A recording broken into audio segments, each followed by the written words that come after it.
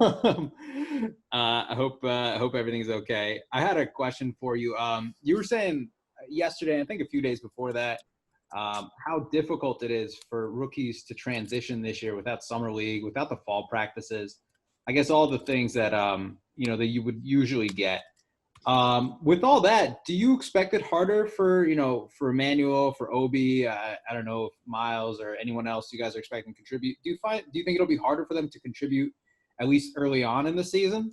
Well, I think for all rookies, but like what we have to do is these are the circumstances, and you have to make the best of the circumstances that you're facing. And so, and by that I mean normally a summer league is a dry run for training camp, so it gives the guys an idea of what training camp looks like, and then summer league is you're not really playing against NBA rotation type players, so that's not really a good example of the talent level that you'll be facing.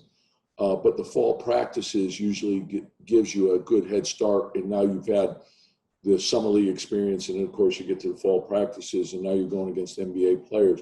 So then by the time you get to training camp, you have an idea of what you're going to run offensively, how you're going to play defensively, what the drills are, and you have an idea of what the strengths and weaknesses of some of your teammates are. And there's a lot to learn because the rules are obviously a lot different. And then, of course, you have to learn the tendencies of each team and each player in the league. And so normally with rookies, the first time through, there's some good, there's some bad.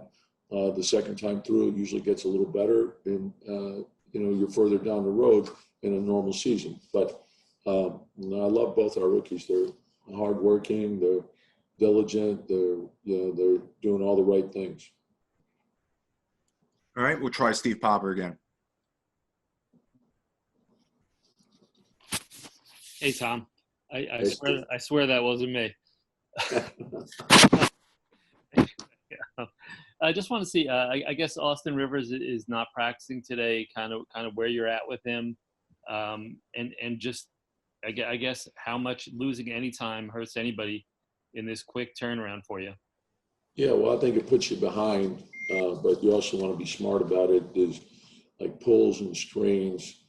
I think you got to be careful with, and so when he's healthy and ready to go, then he'll go. And, right now it gives us a chance to evaluate some other guys, and then when he's healthy enough, he'll get going. All right, we'll try Greg Joyce again.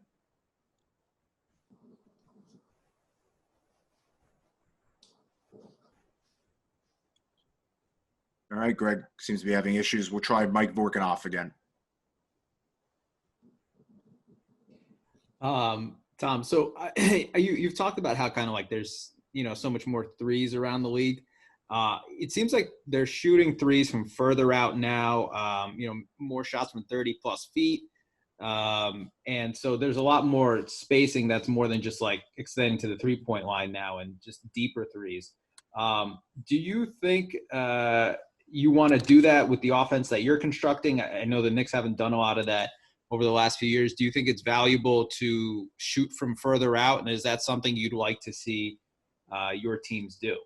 Well, I think you have to look at what the strengths and weaknesses of your team are, and obviously working towards, closing the gap on the deficiency that we do have with shooting threes. It's, I think what we're seeing in the league is there's a lot more skill on the floor now, and we're seeing, usually 4 shooters and one big who's putting pressure on the rim.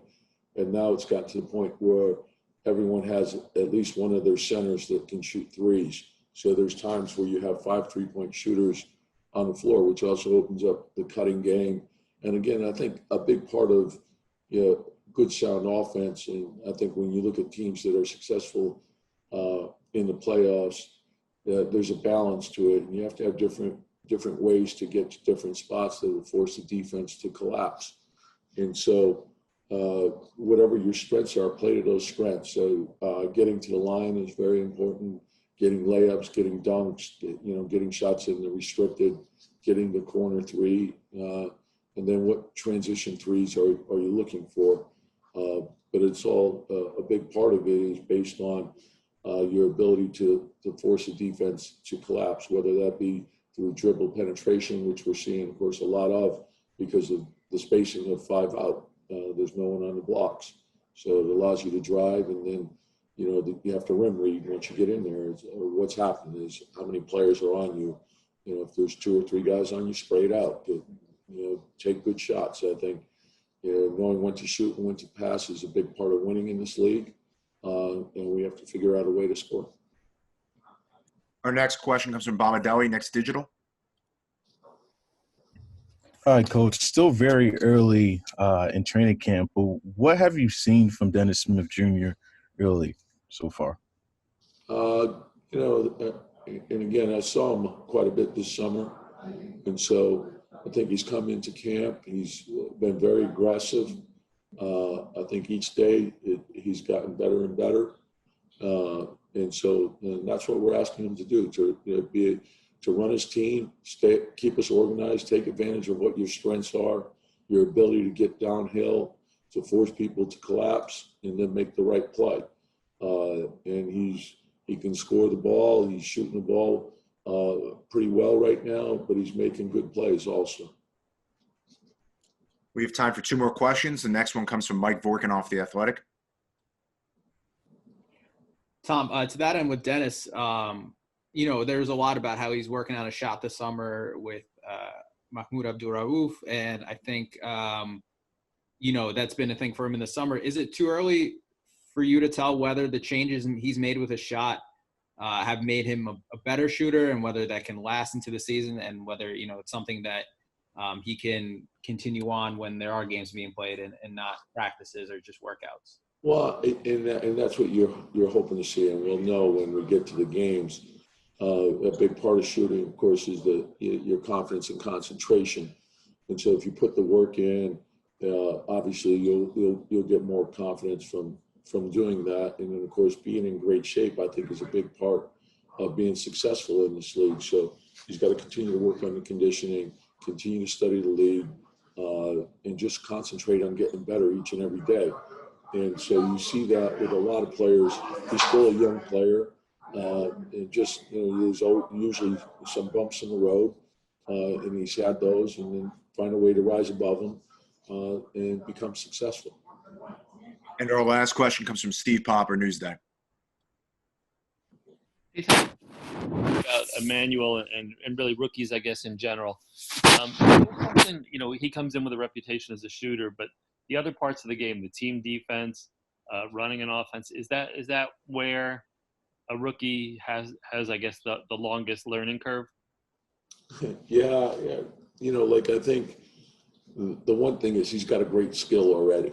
He could shoot the ball as well as anyone in the league. He's a great shooter.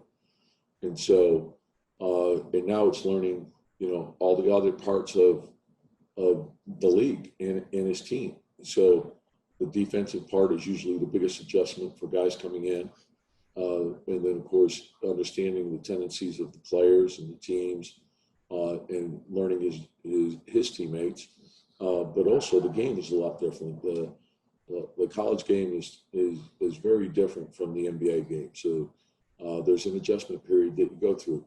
But I love his enthusiasm, great work ethic, great student of the game. He's in early, he stays late, he comes back at night. He does all the things that you would like a rookie to do.